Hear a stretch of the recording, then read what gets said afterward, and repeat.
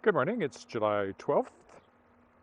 You'll notice that well, if you've been paying any attention, which you probably haven't, you'll notice that my lapel mic is working again.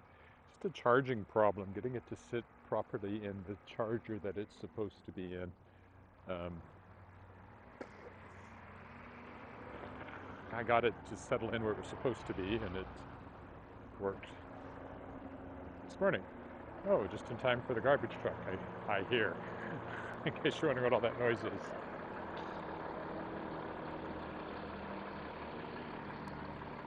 It's a pleasant morning. It was 15 when I got up this morning, going up to 27 today, so a little cooler than yesterday, although more hot weather in the forecast. We did get a nice thunderstorm last night, which cleared the air and gave everything a drink, which was nice. It was pretty windy for a few minutes, but nothing serious.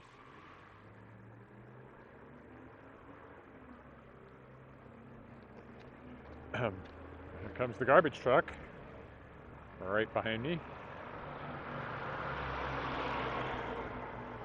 And there goes the garbage truck. Mondays are garbage days around here.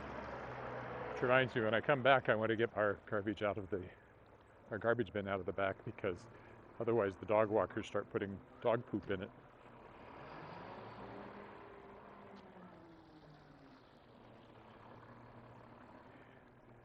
So today we will follow the creek in some fashion. Start off with the usual. I haven't done it, just walking down Retallick here and getting on the dike, so for a while we'll do that. This is a good week for me writing-wise because I have a new book coming out tomorrow called Star Song. It's a young adult science fiction novel, and it's near and dear to my heart because I Kirk in Vancouver. Near and dear to my heart because it grew out of a short story called The Minstrel, which was one of my very earliest published short stories. It was published in, I just had reason to look this up, October 1985 in a magazine called Jam, which was a Canadian teen magazine. They used to publish some science fiction, and so they published The Minstrel, it was called. And I decided to turn it into a novel, which I did, also called The Minstrel at the time. And it was one of the first novels, if not the first, that I attempted to sell to an actual publisher. So I would have been 26 in 1985 when the short story came out. It wasn't my first short story sale. It may have been my first science fiction short story sale. I don't remember. I did sell Jam another story too called The Rescue. No, it wasn't quite my first science fiction. I think the first science fiction published was Janitor Work, which was in the 1984, Canadian Children's Annual. I think that might have been my first published science fiction. No, that's not true. My first... I can't remember. It's been a long time. Anyway, so The Minstrel was published in Jam. I turned it into a novel. Shopped it around. One of the places it went to was Walker & Company. Walker & Company was a medium-sized publisher. They were actually one of Isaac Asimov's main publishers, although more for his nonfiction. Doubleday was his fiction publisher. But the editor at the time, at least for their young adult line, was Jesse Sherman. Jesse Sherman was a well-known name in science fiction circles. And I sent her a story.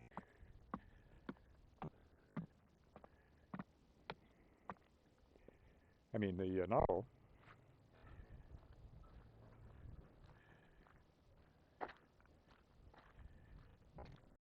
And she sent it back. She liked it, but I had left a big gap in the middle of it. I had a big time skip, and she thought that I really needed to write those chapters. And I see I'm giving him stable internet here, so I'll just wait a few minutes to continue this tale. Keep an eye on when it clears up. I will carry on epic tale of Star Song.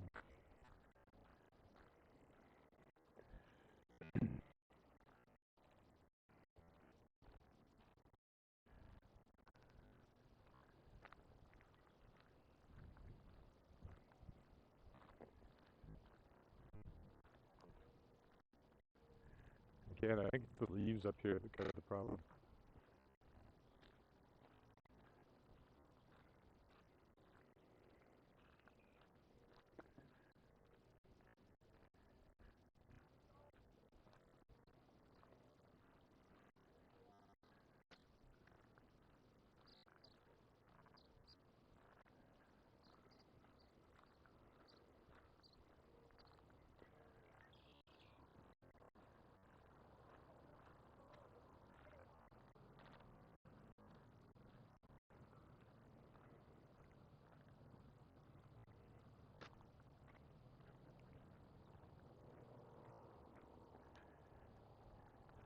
Pardon.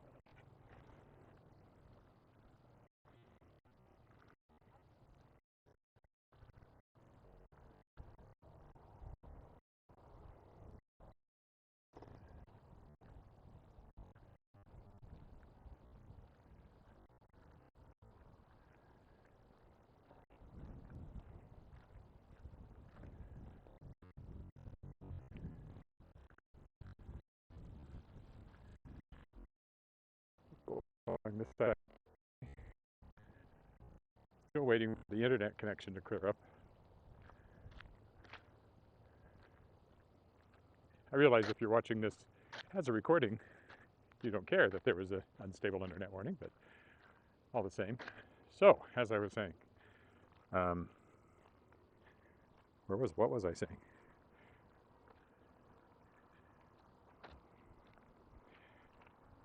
I sent the novel to Josefa Sherman, and she said that I needed to fill in this big time skip that I had put in. So I went back to it and I wrote, I think, another 9 chapters, if I remember right, to fill that in. And I sent it back to her again. This would have been 1991 by now. So when I started writing the book, I was editor. Well, I might even have started it while I was still a reporter, but when I started trying to sell it, I was editor of the Weyburn Review. Probably not, because the October 1995, I was already editor. I became editor at the ripe old age of 24. So I must have written it while I was news editor of the Weyburn Review. 1988, I came to Regina and started working as communications officer for the Saskatchewan Science Centre. And then it would have been, I know it's 1991 when Josefa Sherman got back to me and said I had done exactly what she thought it needed. It was great. She was ready to make an offer on it. And the publisher died at Walker & Company. I think his name was Sam Walker. His son took it over. And I know it was 1991 because that's when he died. I looked it up. His son took over Walker & Company and did not want to publish science fiction anymore. I was reading an article about it in Publishers Weekly, I think, and he felt that there were too many books and he wanted to cut down the size of the line. So he did. And among the things that did not get published as a result was what was still called The Minstrel in those days. So it never found a home after that. That would have been my big breakthrough moment had I been published by Walker & Company as a young adult author in the early 90s. My career probably would have looked very different.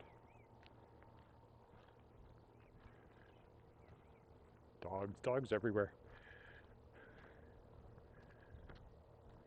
But it didn't happen. And the book never found a home. I would occasionally send it out somewhere. I polished it up again a few times. Never found a home.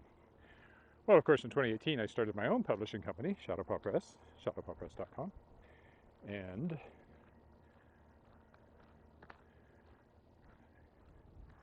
from the beginning, I thought this might be one that I would publish.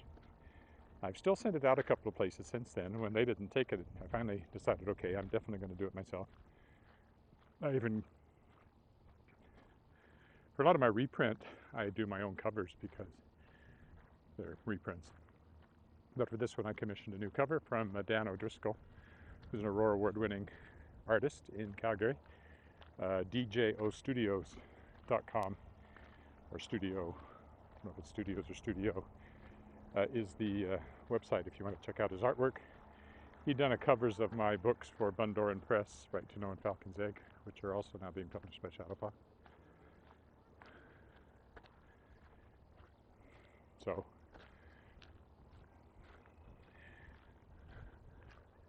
I knew he would do a good job, and he did. Got a great cover. Rewrote it top to bottom. One of the things that I realized when I was rereading it again, I had written it as a single male viewpoint, the teenager Chris Lamarck, who's the main male character. But there's an equally important female character, Tavera, and I hadn't written her as a viewpoint character. Oh, hi Miriam. So when I rewrote the book, I built in viewpoint, like her viewpoint. I became scenes that had been only from Chris's viewpoint now came from Tavera's viewpoint, which I think is a much more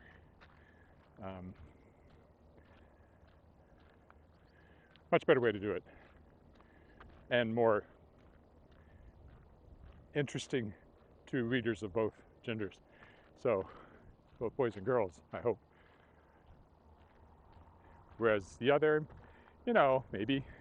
I never cared whether I was reading a female or a male viewpoint. Never cared one way or the other as a reader, but apparently some people do.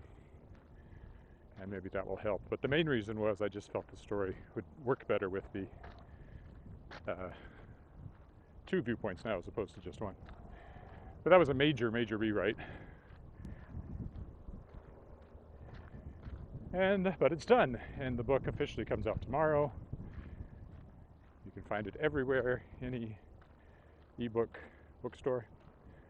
Quite inexpensive ebooks. The pelicans down there.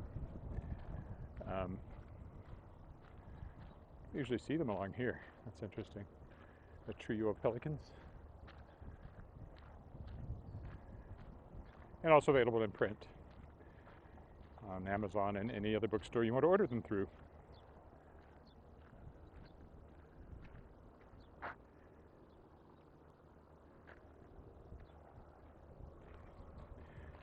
Just come up on 10 a.m. here, and it's about, judging by the air, I'd say it's about 18 degrees right now, 19, something like that. Pleasant.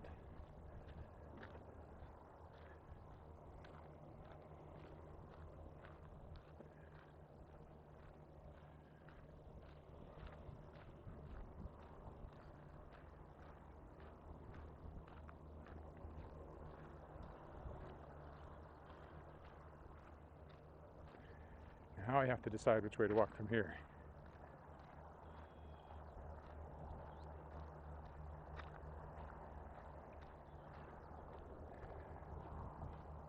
Some ducks down there too. That's not so surprising, but I don't usually see pelicans, so that was interesting. So Star Song, check it out. The latest from Shadowpaw Press, named after our cat, Shadowpaw. And his picture is the logo.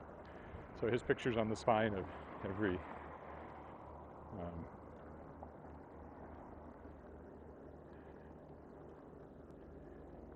every book published by Shadowpaw Press in print.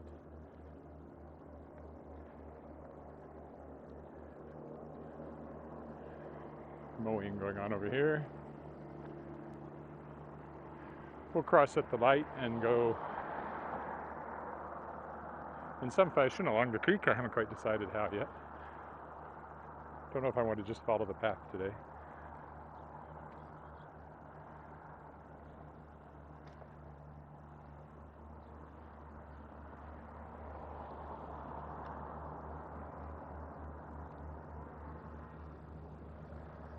There's the horseshoe pitch.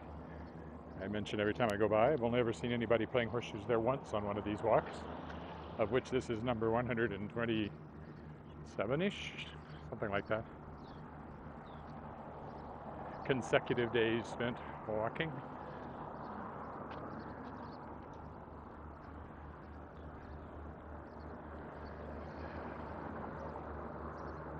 He didn't want to wait for the pedestrian, apparently.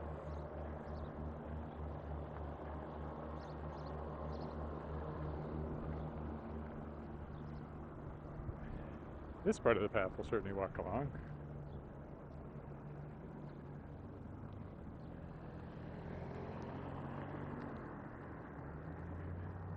It's nice along here. Not quite as green because there hasn't been as much rain, and we're getting later in the summer now. The grass starts to get a little browner. It did rain last night, but I don't think they water on this side. Parts of the park get watered, but not everywhere gets watered. So the grass tends to get browner and kind of tired looking as the summer goes along. And, you know, in 2 months it could be frosting, so.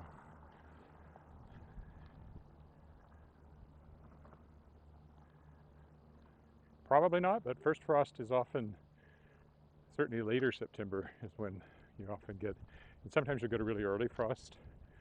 Kills all your flowers in early September, which is sad. In fact, I think that's what happened the year we got married, 1997. Our reception was out at the Wascana Country Club, which has wonderful flowers, but I think they'd all been frosted before our wedding, and but we did have lovely yellow leaves on the ground, on the green grass, so we got some really, really nice wedding pictures taken by Roger, who occasionally says hello here from Facebook.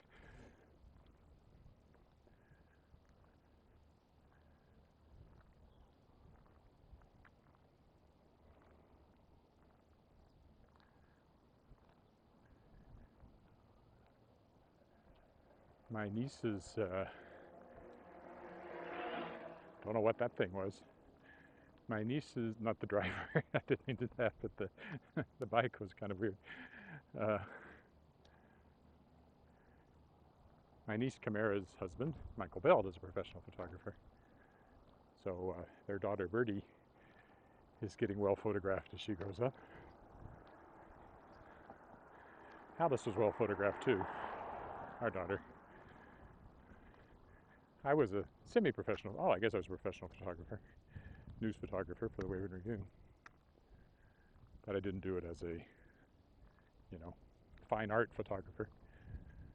Oh great, I think I got something in my shoe. Is it going to be enough of an annoyance I have to stop? That's the question. And look, there's the unstable internet connection.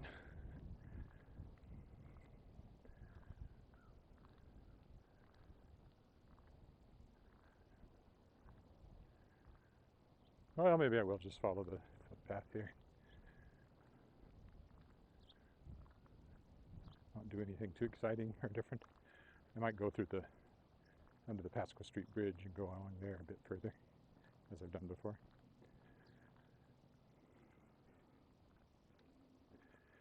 There's the bridge.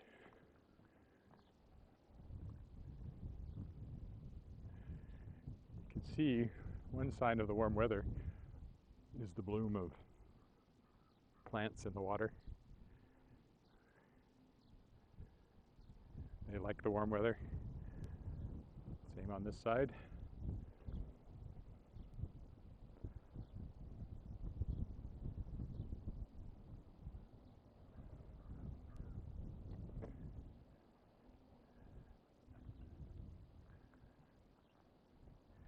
You certainly see more people on the path in nice weather than I did back when it was snowing. I was walking in the snow. I think that grass gets watered probably, so it's a bit greener, and over on this side too.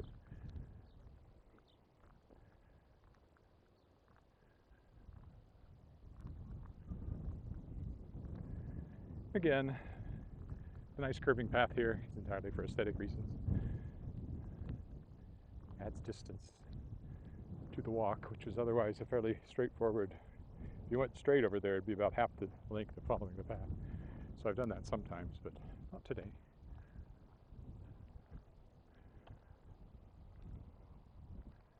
Very slow moving turtle, hasn't moved since I first started doing these walks. Might have something to do with being made out of concrete, I'm not entirely sure.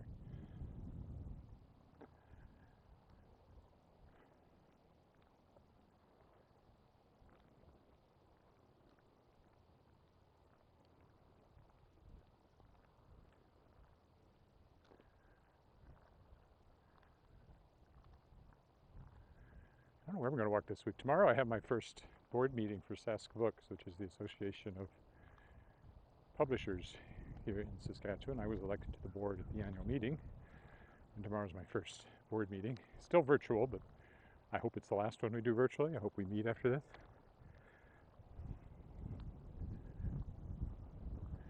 All the government restrictions have lifted, but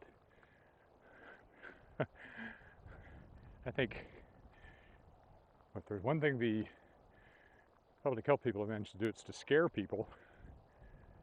So even with hardly any cases cropping up and 70-some% of the population vaccinated at least once, about half fully vaccinated. It's funny because everybody goes, "Oh, you have to do what the government tells you," and then when the government says, "Okay, we're lifting the restrictions," they all go, "No, I want to keep wearing masks and avoiding people." And that's not my attitude, so I find it a little strange, but I often find other people strange. They probably find me strange, so it's fair.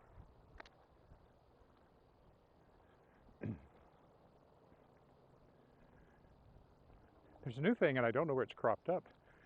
Like the Science Center and somewhere else I saw says, "Oh, well, we should all keep wearing masks because people under 12 can't be vaccinated to protect the children." But children are essentially no risk from this, even if they get it.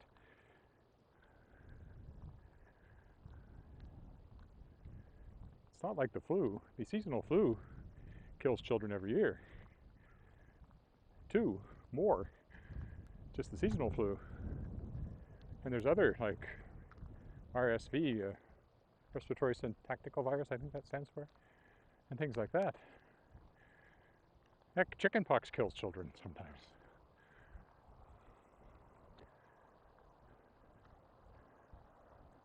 I mean, there's no such thing as a 100% safe world.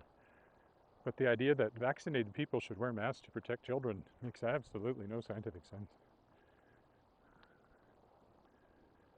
as far as I can tell from the stuff I read. But I'm seeing that message. Before it was you had to wear masks to protect grandma. Now it's like to protect the little kids who have essentially no risk from it anyway. And so I keep wondering, if you're that devoted to wearing masks, when do you ever decide it's safe to stop wearing a mask? Are you going to spend the rest of your life behind a mask? Make kids live behind masks? That's just wrong. Okay, that's my mask rant for the day. I usually have one somewhere along one of these ones. Usually it's when I see somebody riding a bicycle with a mask. And I wonder what the thought process is there. But everybody on bikes today has not been wearing a mask, though. I had to find something else to rant about.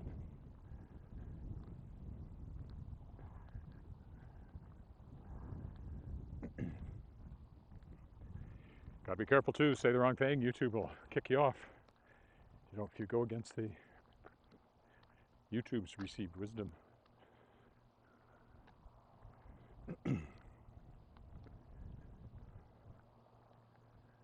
That's a different rant. My free speech rant, which I do from time to time. Being a free speech absolutist is becoming increasingly challenging.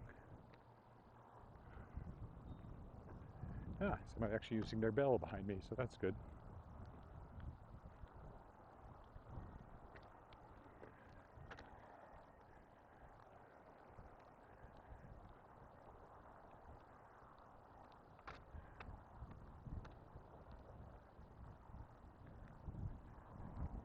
And you can see the bloom in the water there of the weeds.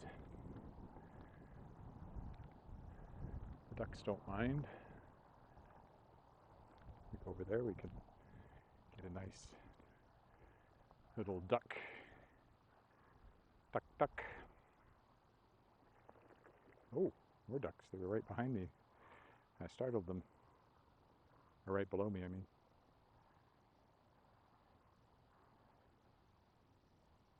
Goodbye, ducks.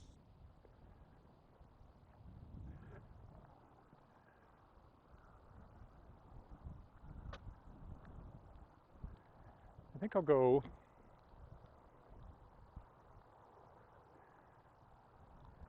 not under the bridge, but I'll go over the bridge, walk down the other side, which I've done once before, and then walk back through the neighborhood over there.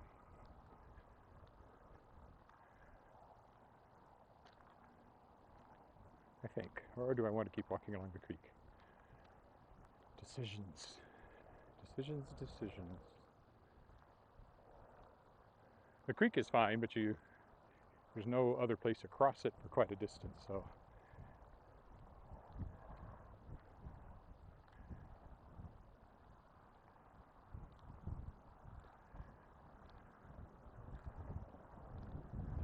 So I think I'll go across the bridge and walk down the other side of the creek for a little bit. Looks like my lapel mic has been working properly, so my sound shouldn't be too bad even with the wind. I did my walk yesterday using the iPhone mic again, and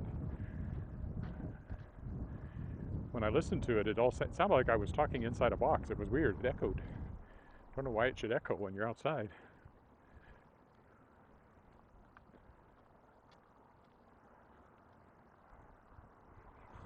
So, another view of the creek here from this bridge, a little higher up.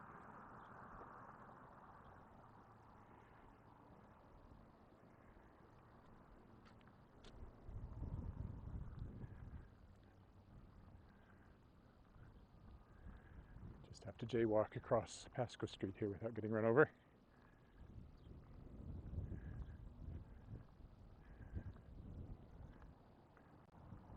Which I think I can do right now.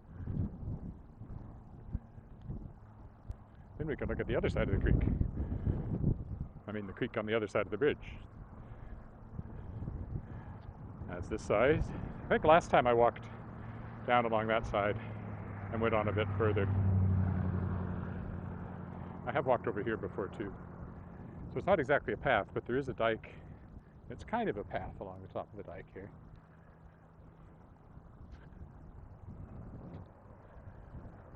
Of course, the next bridge up there is the Louvain, which is the faster north-south route.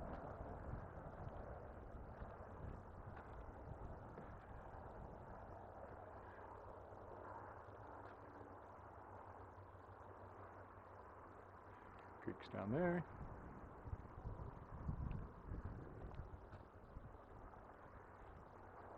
I'm gonna get a haircut this week. That'll help cool me off. I have a lot of hair. But, you know, it's great. I'm glad I'm not balding, I guess. But I guess because I don't know what it's like to be bald, maybe I'd enjoy it. But as it gets thick, and it does get very thick, in hot weather, it starts to feel like I'm wearing a fur hat all the time.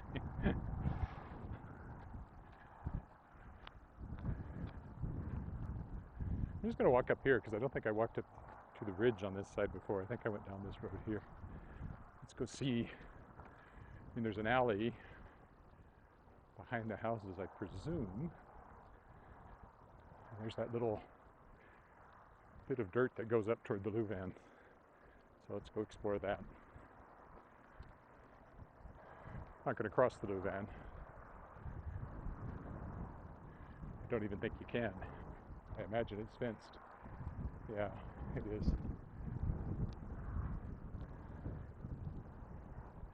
So we can walk up to the fence though and see what's what.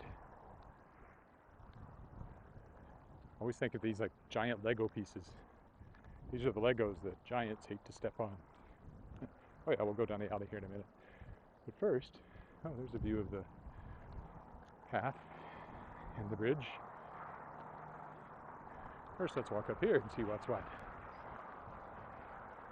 I think it'll just end. I wonder if this was a road at one point.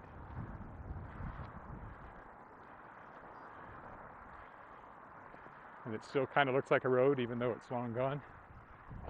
Oh, there we go. There's the Louvain, and it's a little bit of a height here, so there's the airport's over that way. And there's a lot of various kind of industrial businesses, warehouses kind of thing over there. And that's the curling club I pointed out before.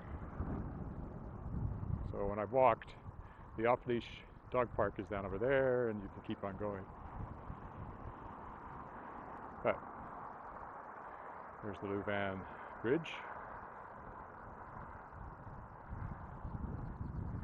Not going to walk through the grass because why would I do that? I got enough of that when I walked over by the ring road. Oh, there's a nice view looking that way of the path, and I've sometimes walked out by those apartment buildings there. And of course the white thing in the distance is Mosaic Stadium, football stadium, which I've walked to 3 or 4 times now.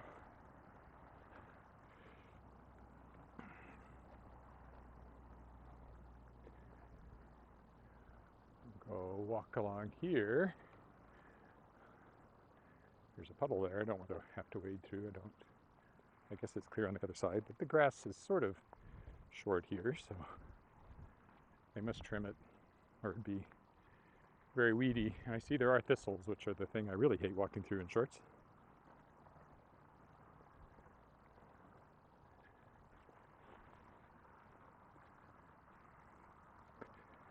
There we go, onto the alley. I guess you'd call this an alley.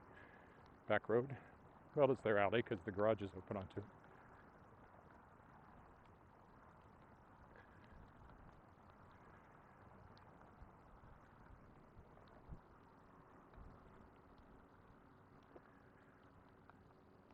Good day to do this when it's not quite as hot as it will be later in the week, even in the morning. There's not much shade out here.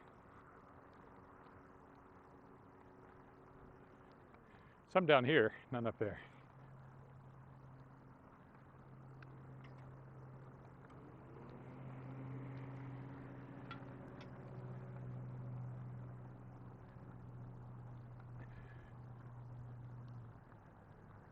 And the fact that there's water here shows you that it rained last night, because otherwise, as hot as it's been, this would have been bone dry yesterday, I imagine.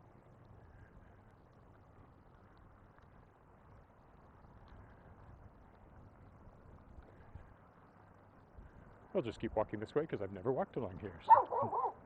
There's always a dog. That one made me jump. They hate it when you walk down the alley behind their houses. Dogs do, if they're in the fenced yard. And I sincerely hope they're all in fenced yards. They're supposed to be.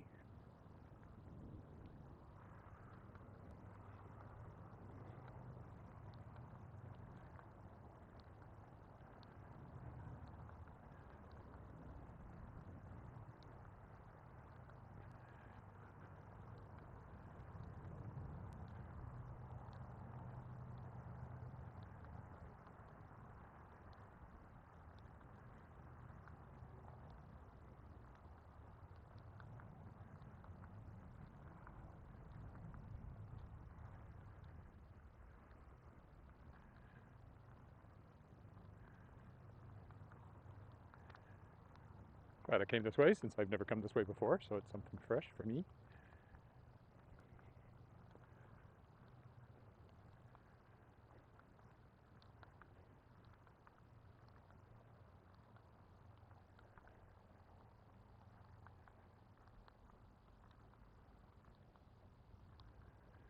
To decide when I need to get back over onto the main road, though.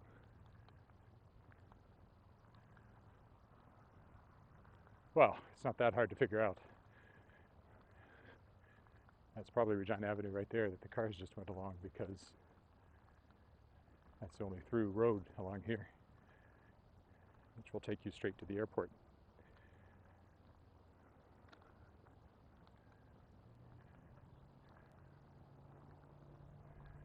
I could walk to the airport, but it's really not very pedestrian friendly.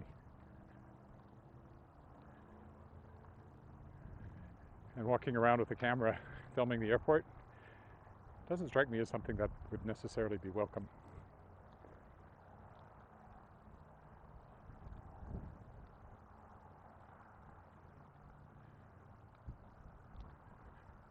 We'll go on up here and see if that's Regina Avenue.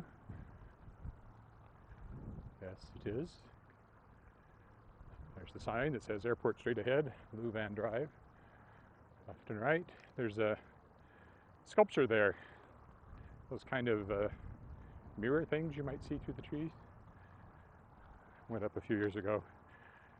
I think it's supposed to be like a gateway, welcome to Regina thing when you're coming from the airport. I have not heard a lot of positive comments from people who actually live in Regina, but there it is.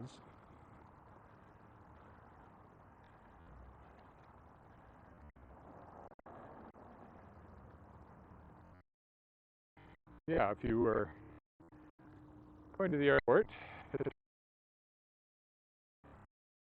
traditional airport, it is. But we're going this way. Oops, we'll take the sidewalk.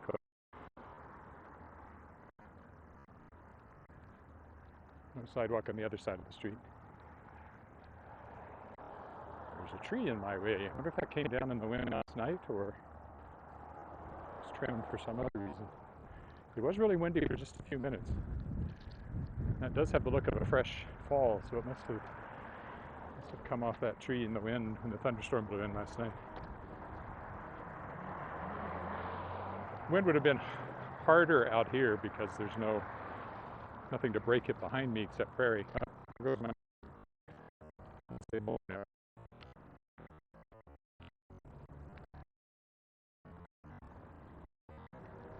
it's a kind of seniors nursing home kind of facility over there.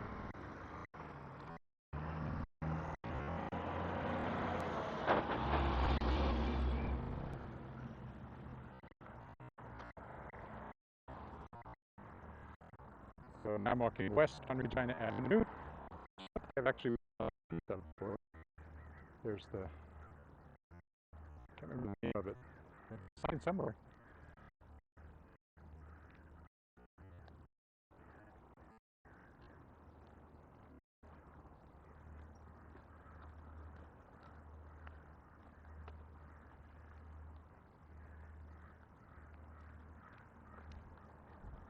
Well, it's reasonably cool, but I am getting warm as I walk, as I always do. Too late to press the button, but we've got the green light all the same. Santa Maria, that's what it's called, that nursing home. Okay, ow. Now, I either go that way and zigzag through, or I take the long straight walk. I think I'll just do the long straight walk, because I haven't done it without zigzagging very often. The long straight walk down Regina Avenue. The long walk. Doesn't lead to my execution, though. I hope. Just leads home. Anybody else is there on Facebook or YouTube? Please say hi. I can generally read comments in the shade along here, I think. When the sun's behind me, it's really impossible, but it's in front of me right now as I walk east.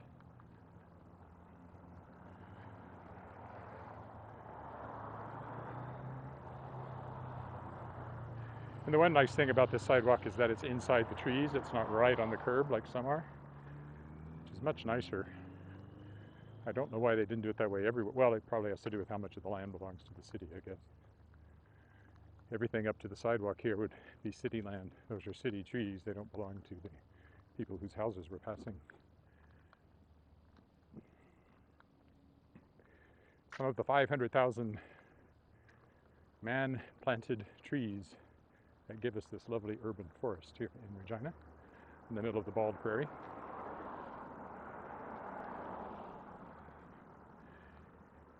And believe me, it is bald.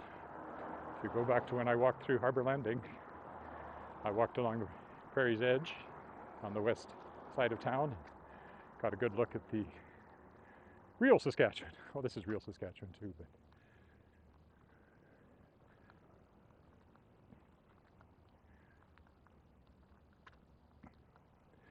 pretty much the first thing people did anywhere around here is plant trees.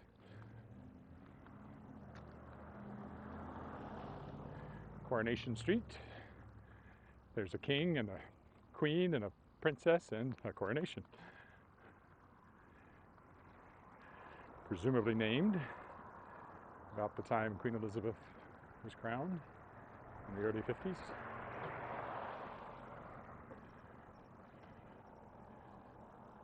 Oh, long note. I'll have to wait till I find some shade here, though. before I can read it. Having said, I can generally read it in this direction, not when the sun is in my eyes with no shade, like it is right now.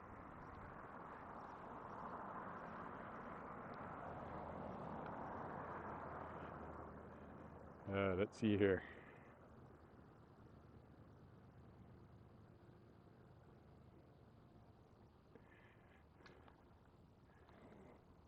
Yes, I do like me some trees, despite having been a prairie boy my whole life. Now, having said that, I also like the prairie with no trees. It's quite beautiful in its own way, and the great thing about it is you can see so far. You can see the sky, you can see things in the distance. It's very liberating.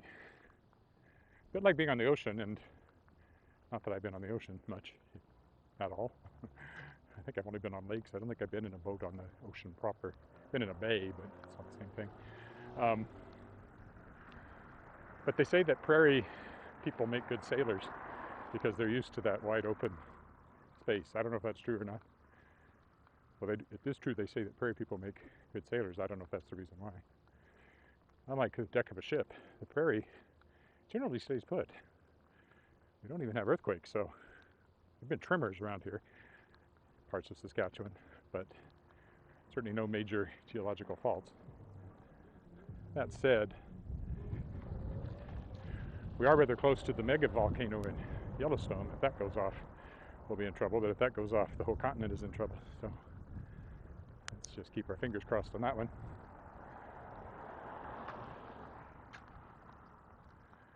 And I love the mountains, and I've heard other prairie people say this, after a while, you kind of get a hankering for some prairie. Mountains, despite their size, can make you feel a bit claustrophobic. You're walled in a way. Don't want to overstate that, but I do sometimes get that feeling, much as I love the mountains. Maybe as things open up, one of these days I will go to the Banff Center again for a week-long self-directed residency and work on some project. One of the most productive writing weeks of my life. I did that, wrote 50,000 words in a week. I was working on Magebane, my fantasy novel published as Lee Arthur Chain by Daw Books. It was a 150,000 word novel, and that week kind of broke the back of it and helped me push on through in good time. I wish I could have done that with The Tangled Stars, which is about a 125,000 word novel, and I've been struggling with like crazy.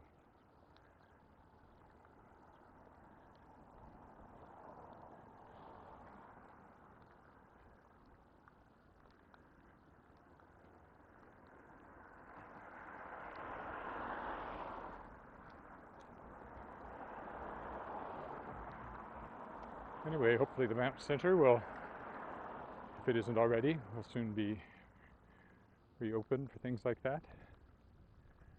One of these times I'll do it. Do it, do it, do it.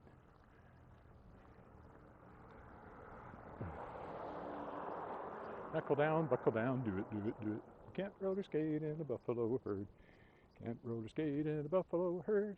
Can't roller skate in a buffalo herd. But you can be happy if you've a mind to it. All you gotta do, put your mind to it.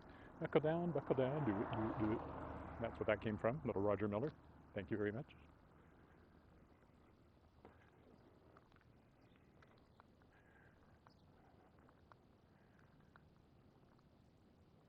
Song's a bit dated now because there's a line, one verse is, you can't change film with a kid on your back. And who needs to change film anymore? My daughter knows how to change film because I gave her my old film camera and she's enjoyed taking some film shots. Not a lot though. They are different. They have a better look, I still think. Different look.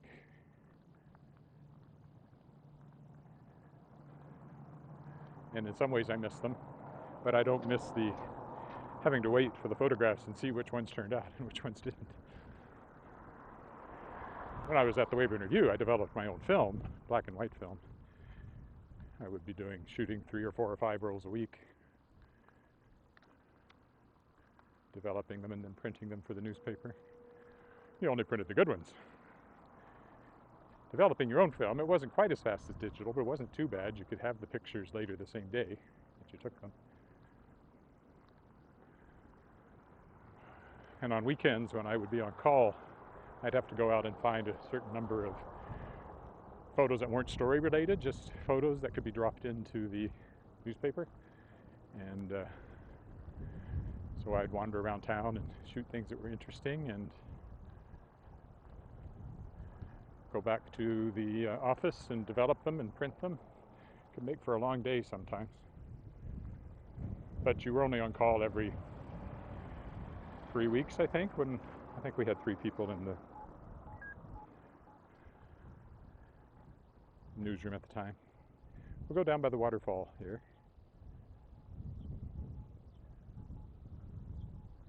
As we head on back to the footbridge and home. Could I develop film now? I suspect I could still load it, and I'd have to look up the times maybe, but I think I remember them. I think it was 1.5 minutes for developing and 30 seconds for the stop bath and 5 minutes for the fixture or something like that.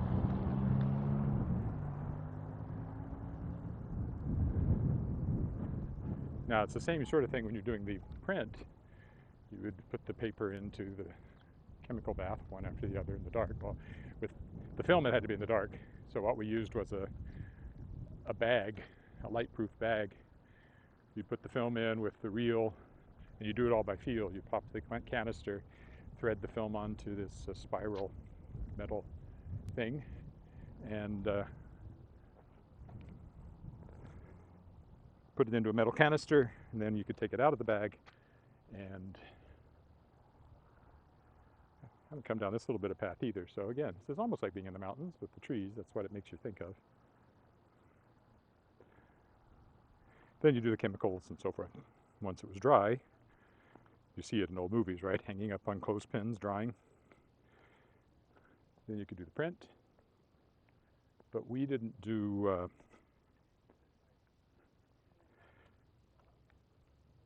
the prints full development. We had a special machine called stabilization processing. And you just put the print in one side and it came out the other side. Developed. There's the waterfall.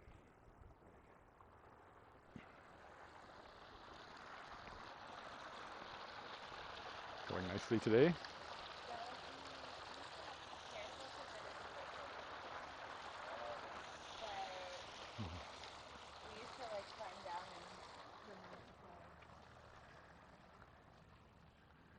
There's a sign there that says, "Do not enter non-potable water," and I know that when I took my nighttime walk, there were kids down here splashing in that water.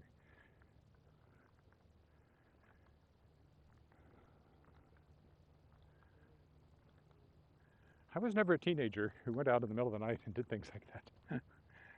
I stayed home, because I had someplace to go. Was never a party kid. And I don't really enjoy big parties to this day. I don't like noise and lots of people jammed together. I get tired of it pretty quick. I can like it for a little bit, but not for a long time. Guess that's why I'm a writer. This is as sociable as I get, talking to invisible people on the internet. And on the walk where my lapel mic failed, I was talking to myself.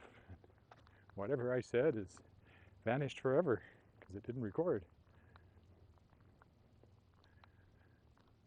Mostly about restaurants, because somebody had asked me if I'd walk where there were businesses and restaurants, because they were in Mexico, I think, and they were thinking of moving to Regina and getting a job in the restaurant industry.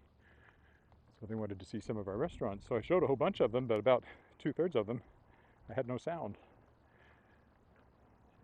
So I'll have to do that walk again. I might do that during this week and repeat that one.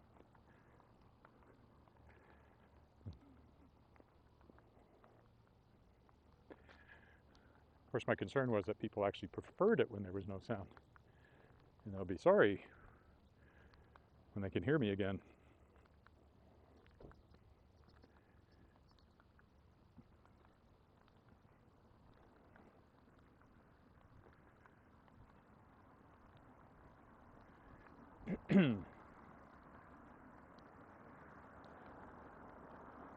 Now let me check my time here, and that will determine where I go from here.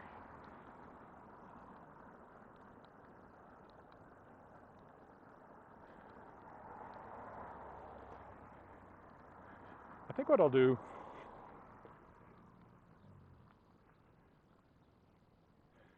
I mean, I'm about at the usual time coming back, but I think what I'll do is walk down here and then walk on the Albert Street Bridge. I'll just add a little bit of distance. And it's been a while since I've walked down this side of the creek in this direction. There is, however, a big tunnel of trees up here where my signal's likely to get spotty.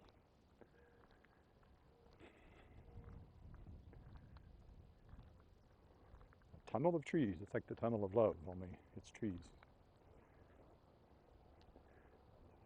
There's up a bridge, but I'm not crossing it today. It's a rare walk when I don't cross that bridge, it feels like. Now, let's watch. I bet you anything, somewhere along here, it starts to get patchy on the internet.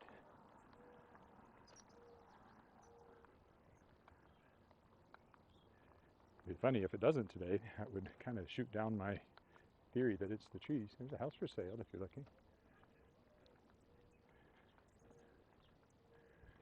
Got a nice view of the creek. Oh, yep, sure enough, there it goes. Unstable internet connection. So I won't talk much along here, just walk.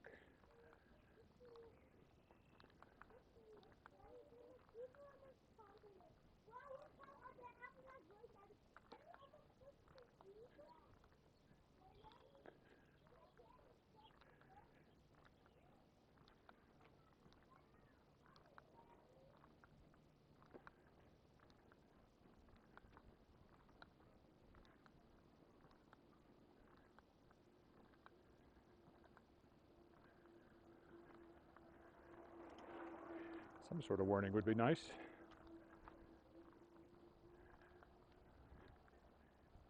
As it happens, I could hear that one, but you can't always. All you have to do is go, oh, look over there, and point to your left at the wrong moment. It sends them into the creek, which I'm just mean enough to occasionally wish I'd done when they zip by too close. That one wasn't so bad, but there have been some I almost wish I'd knocked them over as they went by. Not very nice of me, I know.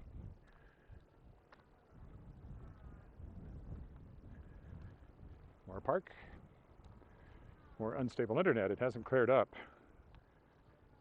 So those watching live probably didn't hear what I just said. At least not intact. If anybody's still there live, I haven't heard from anybody for a while now.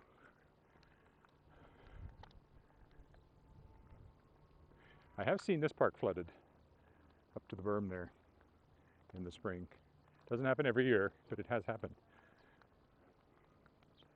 And that's what that berm is there for. So there's a break in it which they would sandbag across if the water was going up, and hopefully keep the water out of the backyards and basements on the other side. Like I said, it hasn't happened very often, but it does happen.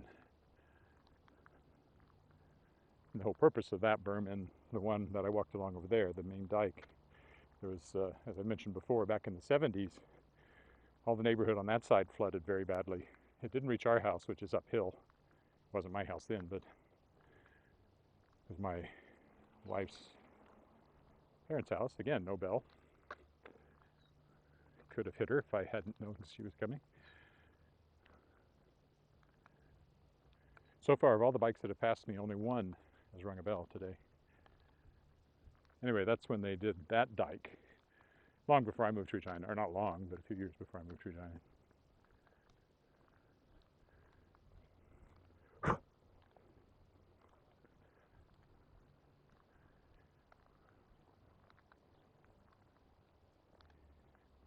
It's quite pleasant over here. I presume they water this grass. It's looking a little browner, so I'm not entirely sure. there's sprinklers in here or not. A barbecue place and some benches. You can come over and have a picnic. The creek's always right there.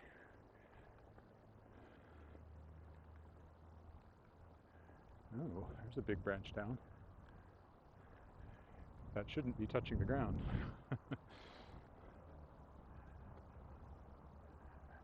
Yeah, you can see up there that it has split off the tree. So they'll be trimming that up before long. I wonder if that just happened last night.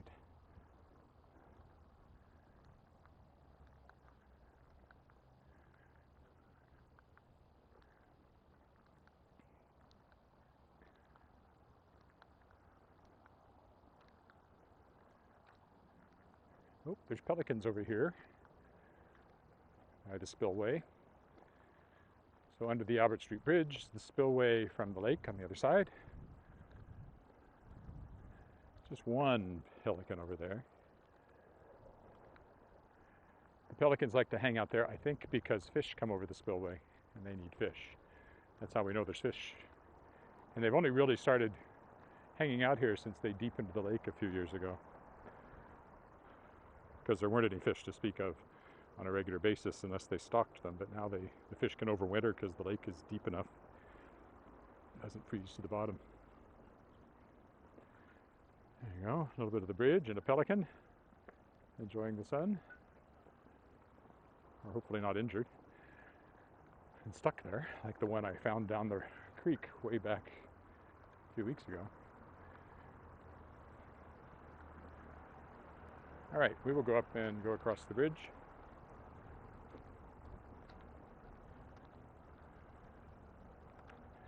See if anybody thinks I'm carrying a radar gun, which they might. Don't cross on the bridge very often because the traffic is very close. But we will today.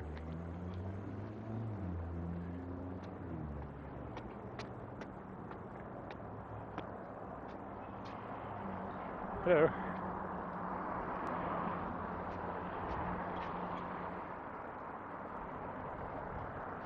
And on Friday this week I will walk around the lake, and I will walk in the opposite direction than I've ever walked before. I'm no longer going to pay any attention to the one-way signs, because that should be gone as of yesterday. And if they're not, that'll be my one little act of civil disobedience, I guess. But I'm pretty sure they're gone. Or at least people will be ignoring them, which is what I plan to do. So the bridge has these little places like this where you can sit if you wanted. And you can look out at the creek. Lake's over there, of course. As I already mentioned, has these lovely terracotta balustrades. And there's the Saskatchewan coat of arms. And they cleaned this up a few years ago and restored it. It's still looking pretty good. Could use another lick of paint. Not the terracotta, but the bridge itself could use some painting, it looks like. Another place you can look at the creek.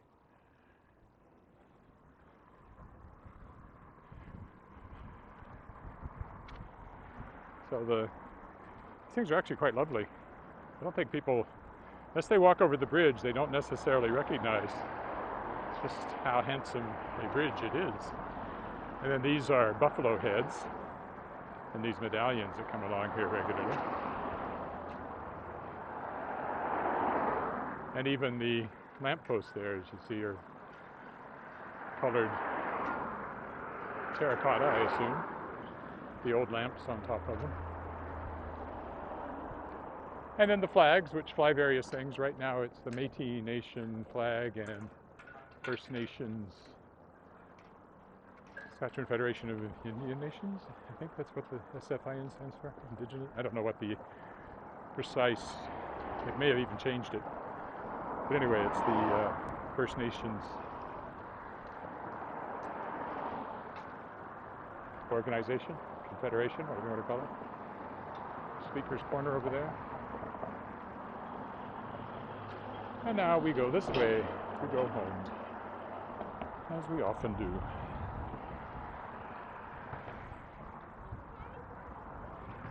Yeah, you see they're still working on these lovely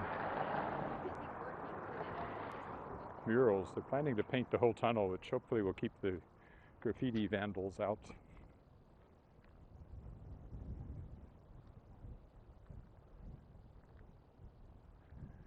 A house I quite like. As I've often pointed out, I like the lions on the steps. Very New York Public Library.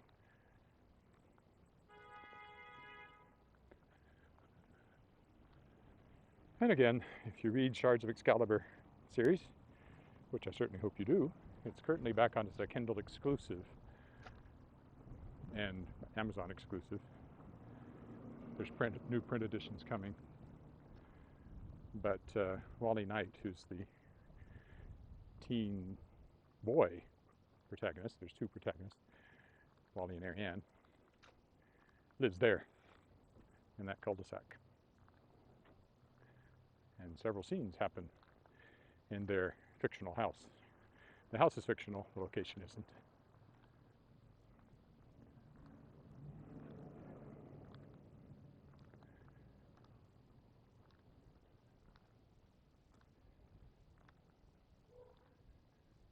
A couple more blocks and we're home, or I'm home. You probably are home already.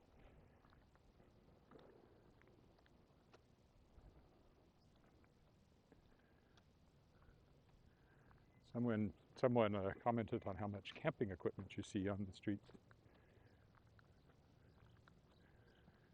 And it's that time of year.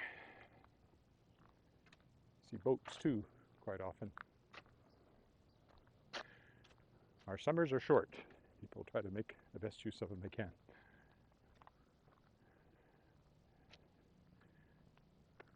There's either snow on the ground or a risk of snow on the ground 6 months of the year. So starting in October, November, December, January, February, March. Could be 7 months in a really unfortunate year.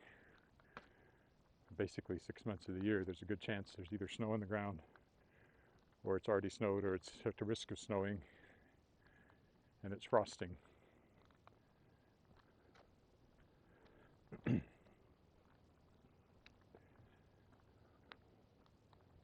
Leopold Crescent.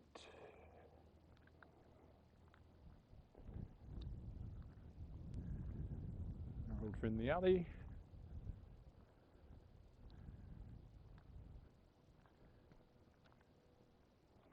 Davin School directly ahead. Lapel mic is still working. I can tell because there's a little dongle that flashes blue, and if it's connected it flashes slow, and if it's lost the connection it flashes fast. And it stayed nice and steady and slow for this entire walk, so I know I have remained connected.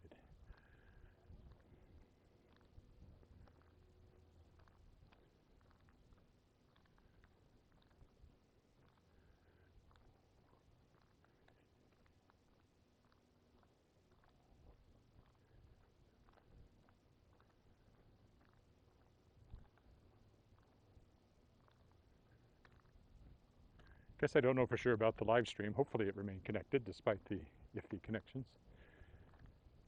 I never saw the sign. If it loses connections, it's supposed to give you a message. And it has sometimes, but other times I've gotten back and discovered it failed and I didn't see the message. So hopefully, if you've been watching live, you have been able to stick with it, if you so chose. And if you're watching the recording, I hope you enjoyed that walk. My traditional Monday morning walk along the creek in some fashion. I try to vary it, but I always spend a good chunk of it along the creek.